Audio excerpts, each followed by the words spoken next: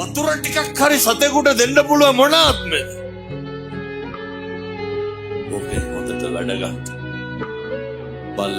බලලෙකුටවත් ගහන්න එපා වෙන්නද?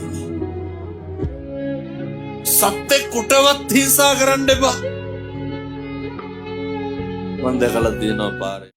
ආත්ම 100 ගණන් බුදුරජාණන් වහන්සේ වදාලා මහණෙනි එක සතෙකුට මේ කියන්නේ පෞද්ගලික දාන ගැන. එක සතෙකුගේ කුසගින්න නිවන්න පුළුවන් නම් ආත්ම 100ක් ආනිසංස ලැබෙන පිනක් කියනවා. ඔන්න සතෙකුට කන්න ටිකක් දීලා රැස් කරන පින. පරිත්‍යාගශීලී කෙනාට දේවල් ලැබෙනවා. චූටි කාලේ ඉඳලා ළමයාට පුරුදු කරන්න කන බත් එකකින් හරි බත් පිටක් සතෙකුට දෙන්න. බත් ගුලියක් හදලා දෙන්න උගන්වන්න කුරුල්ලෙකුට හරි. හම්බ වෙන පාන් කෑල්ලෙන් හරි කොටසක් දෙන්න උගන්වන්න. ඔබ ඔබේ දරුවන්ට ඇත්තටම ආදරේ නම් ඒගොල්ලන්ට පුහුණු කරන්න ඕනේ දීම. පරිත්‍යාගශීලී කෙනාට දේවල් ලැබෙනවා. මරණය ඊටාම ඉක්මන්.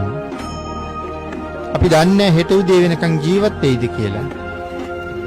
අපි දන්නේ නැහැ උදේට අනුභව කරේ ජීවිතයේ අන්තිම කෑම වේලද කියලා. අපි දන්නේ මේ දේශනා කරන ජීවිතයේ අන්තිම ධර්ම දේශනාවද කියලා.